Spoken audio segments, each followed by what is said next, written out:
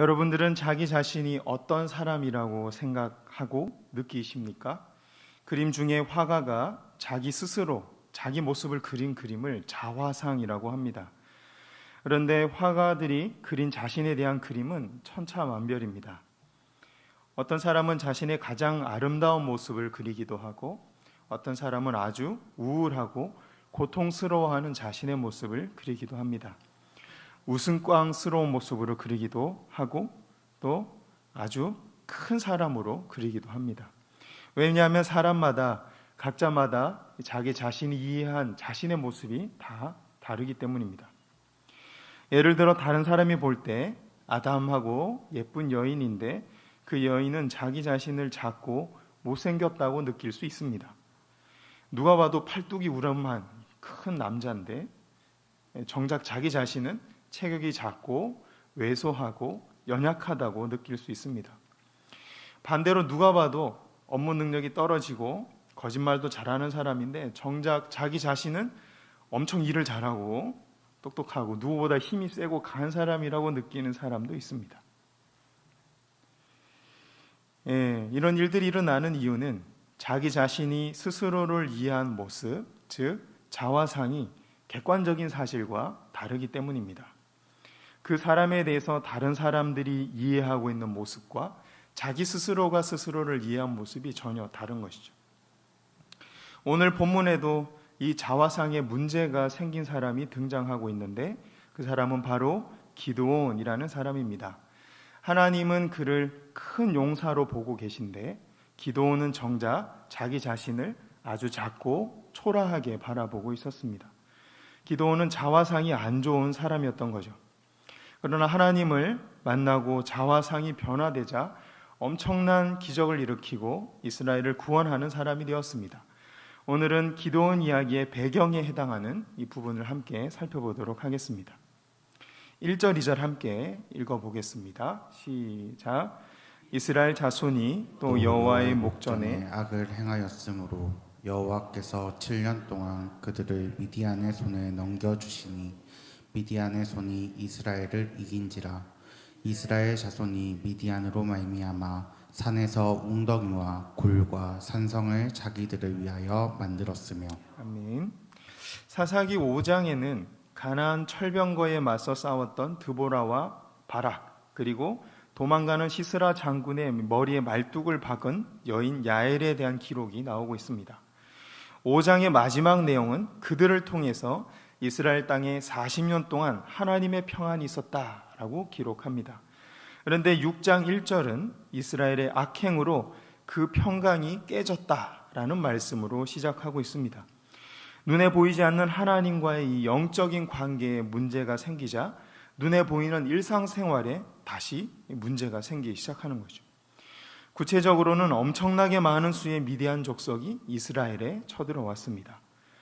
드보라와 발락에게 감당할 수 없는 가나안 족속의 철병거가 나타났다면 40년이 지난 지금은 악을 행한 이스라엘 백성 앞에 감당할 수 없을 만큼의 많은 미디안 족속들이 쳐들어왔습니다. 그래서 5절은 미디안 족속이 메뚜기 떼처럼 많았다라고 표현합니다. 3절부터 6절까지 말씀 한 절씩 교독해 보겠습니다. 이스라엘이 파종한 때면 미디안과 아말렉과 동방 사람들이 치러 올라와서 진을 치고 가사에 이르도록 토지 소산을 멸하여 이스라엘 가운데 먹을 것을 남겨두지 아니하며 양이나 소나 나귀도 남기지 아니하니.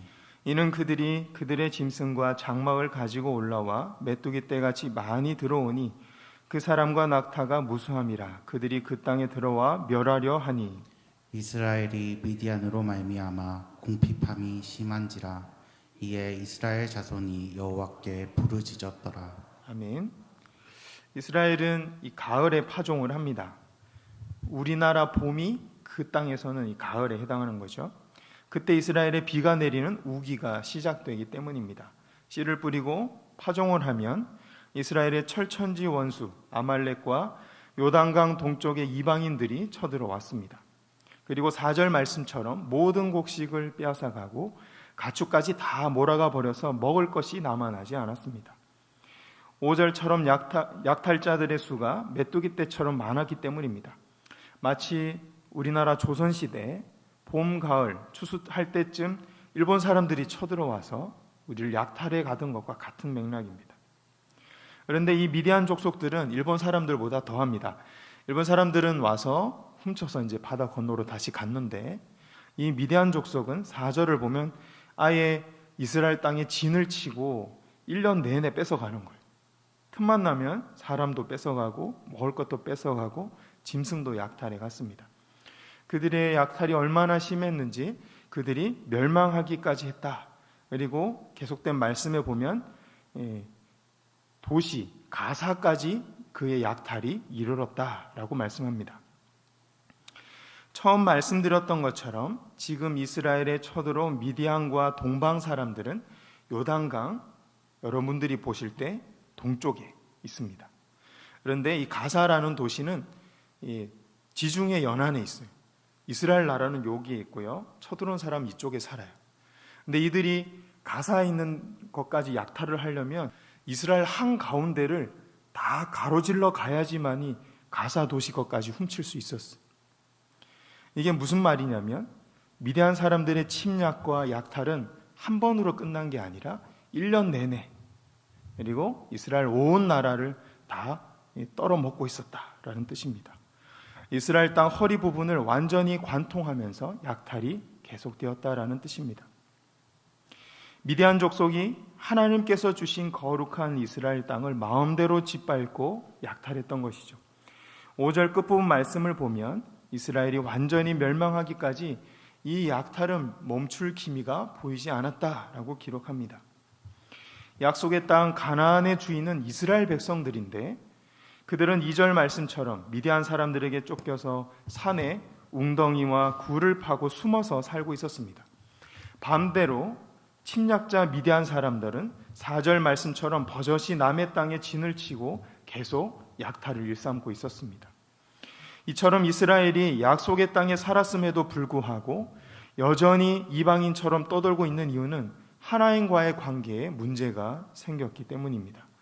이스라엘에게 닥친 표면적인 문제는 전쟁과 약탈을 일삼는 미디안 족속이었지만 근본적인 문제는 하나님과의 관계가 단절되었다는 데 있었던 것이죠. 계속해서 말씀 읽어보겠습니다. 7절에서 10절까지 말씀 한 절씩 읽어보겠습니다. 이스라엘 자손이 미디안으로 말미암아 여호와께 부르짖었으므로 여호와께서 이스라엘 자손에게 한 선지자를 보내시니 그가 그들에게 이르되 여호와께서 이같이 말씀하시기를 이스라엘 하나님 내가 너희를 애굽에서 인도하여 내며 너희를 구정되었던 집에서 나오게 하여 애굽 사람의 손과 너희를 학대하는 모든 자의 손에서 너희를 건져내고 그들을 너희 앞에서 쫓아내고 그 땅을 너희에게 주었으며 내가 또 너희에게 이르기를 나는 너희의 하나님 여호와이니 너희가 거주하는 아무리 사람의 땅의 신들을 두려워하지 말라 했으나 너희가 내 목소리를 듣지 아니하였느니라 하셨다 하니라. 아멘. 이전에는 이스라엘이 괴로워서 부르짖을 때 하나님은 기적을 일으키고 전쟁에서 승리할 수 있는 구원자를 이스라엘에게 보내주셨습니다.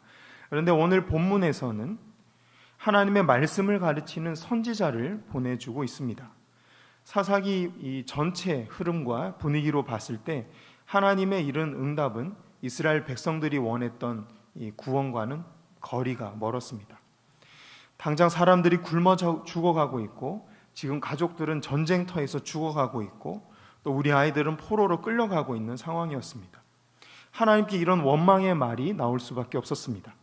정말 하나님께서 살아계시고 우리 편이라면 당장 천사를 보내고 과거 여호수아와 같은 용사를 보내서 구원해 주셔도 모자랄 판에 선지자가 웬 말입니까? 사람이 죽어가고 일이 급박한데 성경 말씀 펴놓고 진지하게 너희 죄가 뭔지 고민해 보라니 지금이 그럴 때입니까 하나님? 좀 상황을 보고 그런 말씀을 하십시오. 정말 하나님은 이스라엘 백성들이 처해 있는 상황을 모르고 분별력이 없어서 구원자 대신에 선지자들을 그들에게 보내신 걸까요? 하나님을 왜 구원해달라고 부르짖는 이스라엘 백성들에게 말씀부터 가르치신 것일까요? 일단 안전하게 구원해주고 그 다음에 성경 공부해도 될 것 같은데, 그 첫 번째 이유는 이렇게 극한 상황까지 몰아가지 않으면 하나님의 말씀을 귀담아 듣지 않았기 때문입니다. 서론에 말씀드렸다시피 이스라엘 백성들은 드보라와 바락을 통해 구원을 받고 지난 40년 동안 평안한 삶을 계속 살아왔습니다. 그 40년 동안 하나님은 쉬지 않고 계속 말씀하셨습니다. 제발 악한 길에서 떠나고 미련한 길에서 떠나서 너희를 구원한 나 여호와에게 돌아오라고 계속 끊임없이 말씀하셨습니다. 또 지난 40년 동안 미디안을 통해서 이스라엘을 징계하는 수위도 점점 높여 오셨습니다. 한순간에 이스라엘 땅의 허리 부분 전체가 이방인에게 점령당하지는 않았을 것입니다. 40년 동안 서서히 하나님의 징계 수위가 높아졌고 현재는 허리가 잘렸고 이스라엘 백성들이 이방인들을 피해서 숨어 살아야 되는, 동굴까지 파고 숨어 살아야 되는 비참한 상황까지 이르게 된 것이죠. 하지만 이스라엘 백성들은 지난 40년 동안 하나님의 말씀을 귀담아 듣지 않았습니다. 그래서 자기 죄가 뭔지 깨닫지 못했습니다. 자기 죄를 모르니 회개도 할 수 없었습니다. 회개를 안 하니까 하나님과의 관계가 회복될 수 없었고, 하나님 관계가 막혀 있으니 기도가 응답될 리가 없었던 것이죠. 그러니 하나님 입장에서는 이제라도 이스라엘 백성들이 회개하고 하나님과의 관계를 회복해서 구원받을 수 있도록 하기 위한 극한 상황으로 몰아넣을 수밖에 없었던 거예요. 잠깐 미디안의 손에서만 구원해주고 마는 것이 아니라 자자손손 이스라엘 백성들이 영원히 하나님의 구원을 맛보며 살아갈 수 있는 말씀의 원리를 그들에게 가르쳐주기 원하셨던 것입니다. 이것이 두 번째 이유, 말씀의 원리를 깨달아서 언제 어디서 어떤 상대를 만나든지 하나님이 주시는 구원과 승리를 맛보도록 하신 것입니다. 자, 다시요. 이스라엘 백성들이 죽어나가고 있는 이 급박한 상황 속에서도 하나님께서 구원이 아니라 말씀부터 가르치신 이유는 두 가지였습니다. 첫째는 이스라엘에게 지난 40년 동안 회개의 기회를 줬지만 돌이키지 않았기 때문이었습니다. 그래서 극한 상황까지 내몰지 않으면 말씀을 들을 기미가 보이지 않았기 때문입니다. 두 번째는 잠깐 맛보는 구원이 아니라 영원히 하나님의 구원을 맛볼 수 있는 이 신앙생활의 원리를 말씀을 통해 가르치고자 하신 것입니다. 이처럼 하나님께서 계속해서 죄 많은 이스라엘 백성에게 말씀하시고 오늘날 우리에게 말씀하신다는 것은 무슨 뜻일까요? 하나님께서 아직 우리를 포기하지 않으셨다는 뜻일 겁니다. 우리의 실수와 연약함에도 불구하고 우리를 향한 하나님의 사랑이 아직 식지 않았다는 뜻입니다. 하나님 안에는 우리를 향한 기대와 소망이 여전히 남아있다는 뜻이죠. 하나님께서 우리에게 말씀하신다는 것을 어떻게 알 수 있냐고요? 여러분 손에 뭐가 들려있죠? 지금 성경책이 들려있습니다. 하나님 여전히 우리에게 말씀하고 계십니다. 우리가 하나님의 말씀을 들을 마음만 있다면, 우리가 하나님의 말씀에 순종할 마음만 있다면 하나님 우리가 성경을 펼칠 때마다 말씀하실 것입니다. 우리가 설교를 들을 때마다 양육 훈련에 참여함으로 제자로서의 삶을 배우고자 할 때마다 하나님은 우리에게 말씀하실 것입니다. 우리가 하나님의 도우심을 구하며 아버지라고 그 이름을 부르고 기도할 때 그분은 내가 여기 있다 라고 응답하실 것입니다. 하나님은 굳이 왜 이렇게 번거롭고 일을 어렵게 만들어 가면서까지 자기 백성에게 말씀을 하시려는 걸까요? 그냥 구원해주면 금방 끝날 일을 하나님은 적당히 어려움도 주시고 적당히 말씀도 주시고 적당히 구원도 주셔서 가까이 부르시죠. 말씀드렸던 것처럼 눈앞에 닥친 전쟁에서 잠깐 승리하는 것이 아니라 삶 속에 다가오는 모든 전쟁에서 영원히 승리하는 원리와 능력을 우리에게 주시기 위함입니다. 덕분에 이 사사기 시대나 지금이나 하나님은 자기 자녀된 성도들로부터 참 많은 오해를 받고 계십니다. 또 다음과 같은 원망의 소리를 듣고 계십니다. 13절에 이렇게 기록되어 있습니다. 오 나의 주여, 오 나의 주여, 여호와께서 우리와 함께 계시면 어찌하여 이 모든 일이 우리에게 일어났나이까. 이 말은 기드온이 여호와의 사자를 만나고 나서 처음으로 했던 말입니다. 11절과 13절 말씀 천천히 함께 읽어보겠습니다. 시작. 여호와의 사자가 아비에셀 사람 요아스에게 속한 호르라에 이르러 상수리 나무 아래에 앉으리니라. 마침 요아스의 아들 기드온이 미디안 사람에게 알리지 아니하려 미를 포도주 들에서 타작하더니 여호와의 사자가 기드온에게 나타나 이르되 큰 용사여 여호와께서 너와 함께 계시도다 하매 기드온이 그에게 대답하되 오 나의 주여 여호와께서 우리와 함께 계시면 어찌하여 이 모든 일이 우리에게 일어났나이까. 또 우리 조상들이 일찍이 우리에게 이르기를 여호와께서 우리를 애굽에서 올라오게 하신 것이 아니냐 한 그 모든 이적이 어디 있나이까. 이제 여호와께서 우리를 버리사 미디안의 손에 우리를 넘겨 주셨나이다 하니. 아멘. 12절에서 여호와의 사자가 나타나서 기드온을 향해 큰 용사여 라고 부르고 있는데 정작 기드온의 반응은 시큰둥합니다.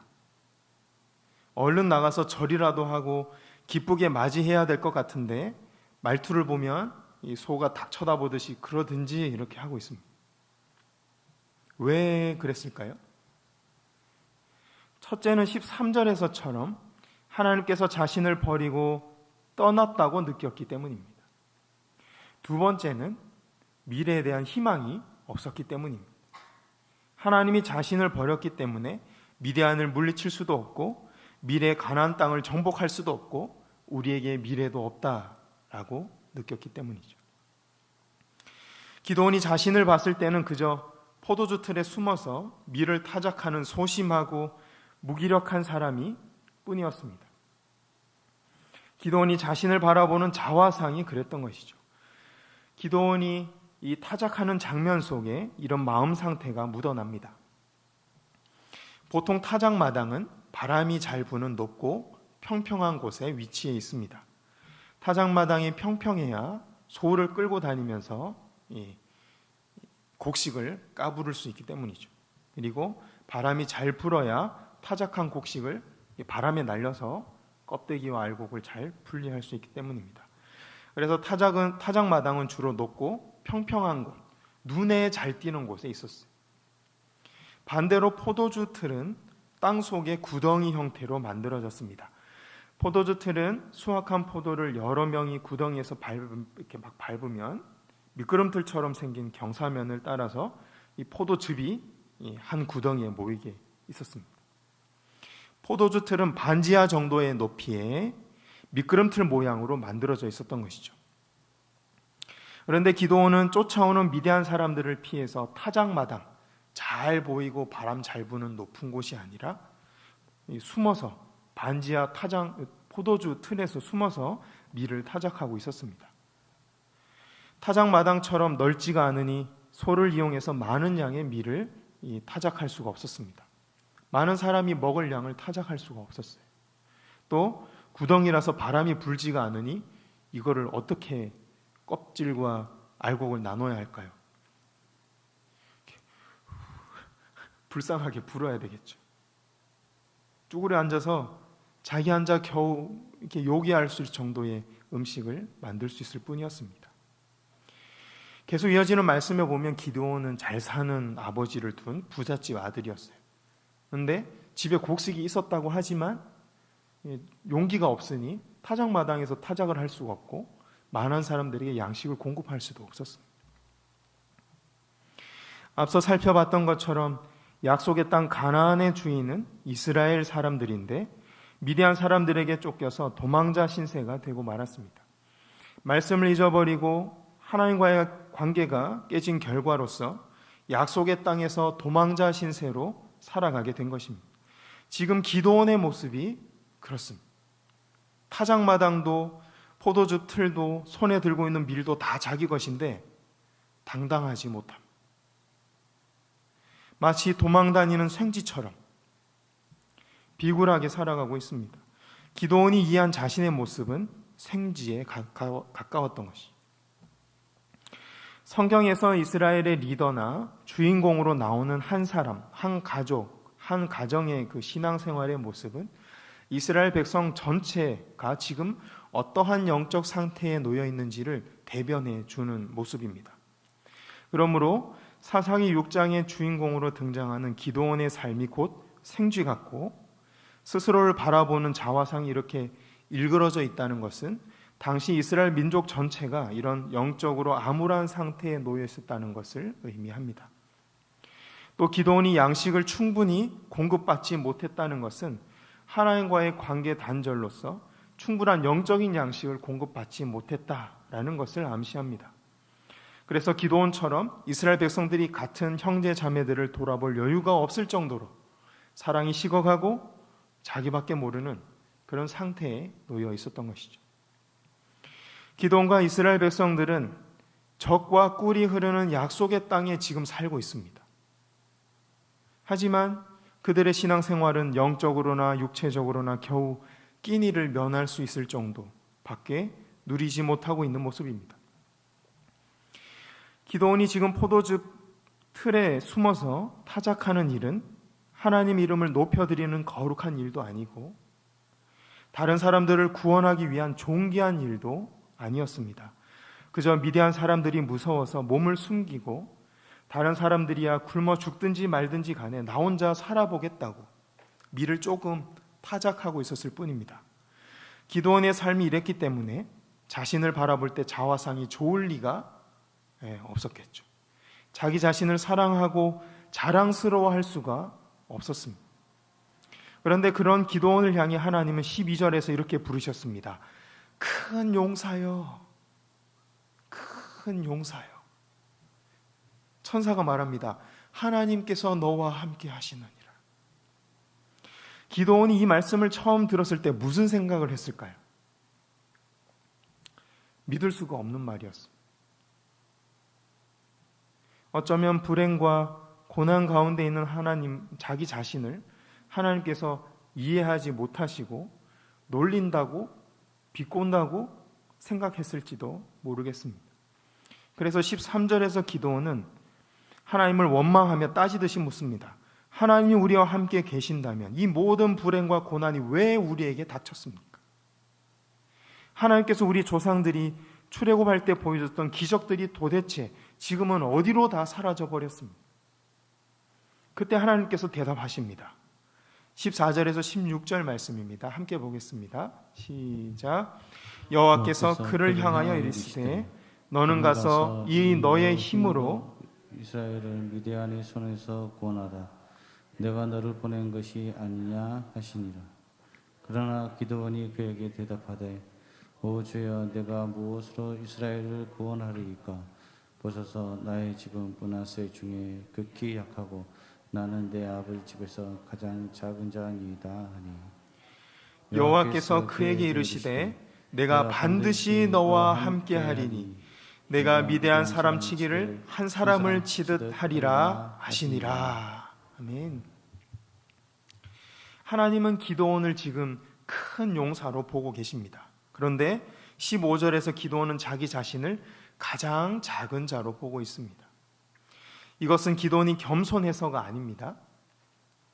믿음이 부족해서 자신을 하나님의 관점으로 보지 못하고 자기 관점으로 보고 있기 때문입니다. 세상 사람들, 미대한 사람들의 관점으로 자기 자신을 보고 있기 때문입니다. 그래서 기드온이 자기를 볼 때 쥐새끼 한 마리 같고 미디안이 기드온을 볼 때는 도간에 든 쥐 같았던 것이죠. 그러나 하나님의 관점으로 봤을 때 기드온은 앞으로 미디안으로부터 이스라엘을 구원해낼 만한 큰 용사였습니다. 이스라엘 백성들이 약속의 땅에서 약속의 백성답게 풍요로운 신앙생활을 하도록 만들어줄 민족의 지도자였습니다. 기드온에게 그럴 만한 능력이 있어서가 아닙니다. 하나님께서 기드온을 향해 큰 계획을 가지고 계셨기 때문입니다. 내가 할 수 있어. 나는 큰 용사가 될 수 있어. 나의 의지가 아니라 나를 향한 하나님의 계획이 그렇기 때문입니다. 성도 한 사람 한 사람을 향한 하나님의 계획이 그렇기 때문입니다. 기도원에게 하나님의 계획이 다 이루어질 때까지 하나님께서 그와 늘 동행해 줄 것이라고 하나님이 약속하고 계시기 때문입니다. 그러므로 지금은 생쥐같이 초라하고 비겁한 자화상을 가진 기도원이지만 장차 민족을 구원할 큰 용사로 변화될 것을 믿음의 눈으로 바라봐야 했습니다. 기도원은 하나님께서 자신을 어떻게 바라보고 계신지, 자신을 향해서 어떤 계획을 가지고 계시며 어떤 기대를 하고 계신지 이제 말씀을 들었습니다. 그리고 그 말씀이 조금씩 믿어지기 시작했습니다. 그러자 기도원은 자기가 자신을 제한하고 가뒀던 이 암울하고 어두운 자화상을 벗어 던지기 시작했습니다. 기도원은 더 이상 자신을 비겁한 도망자의 모습으로 보지 않았습니다. 두려워 떠는 생쥐 같은 모습으로 보지 않았습니다.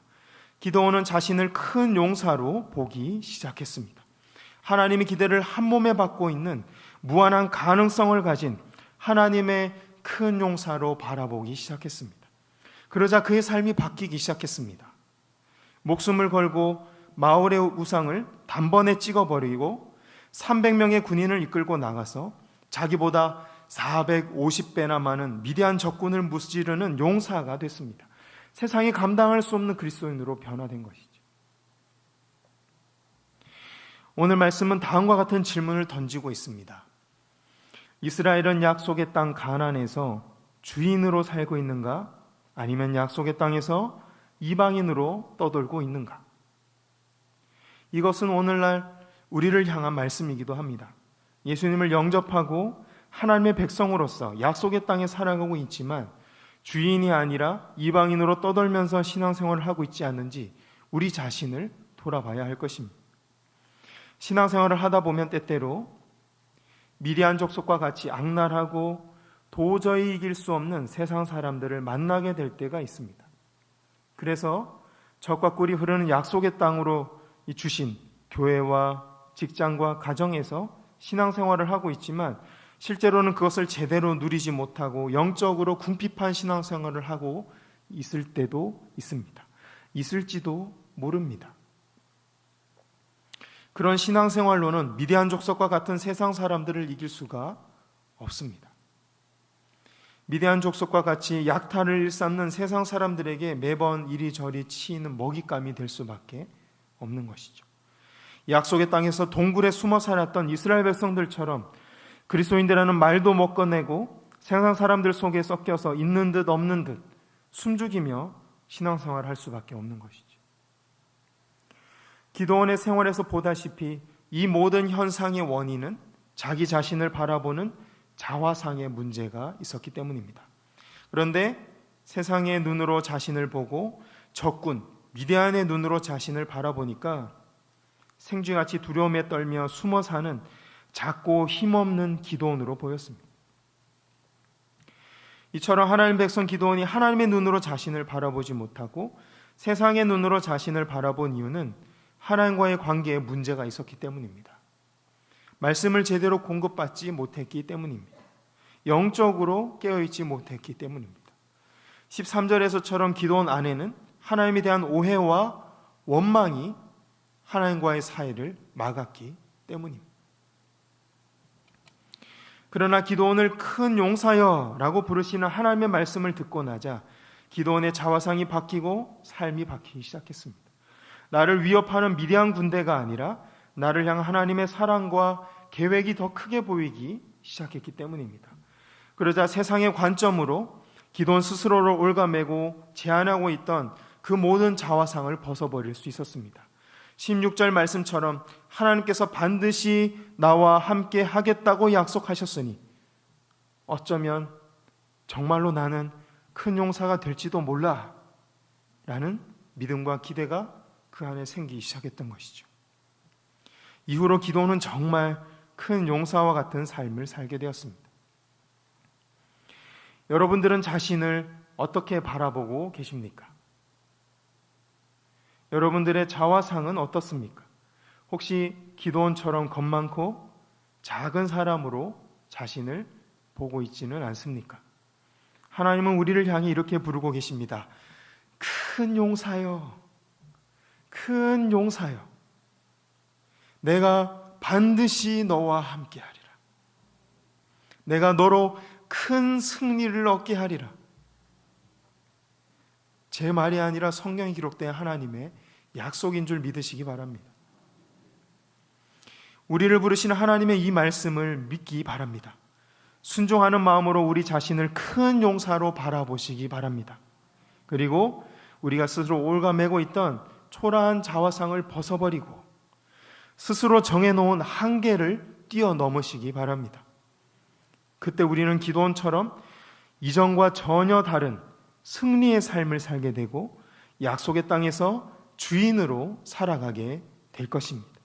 우리 모두에게 이런 은혜와 축복이 있기를 소원합니다.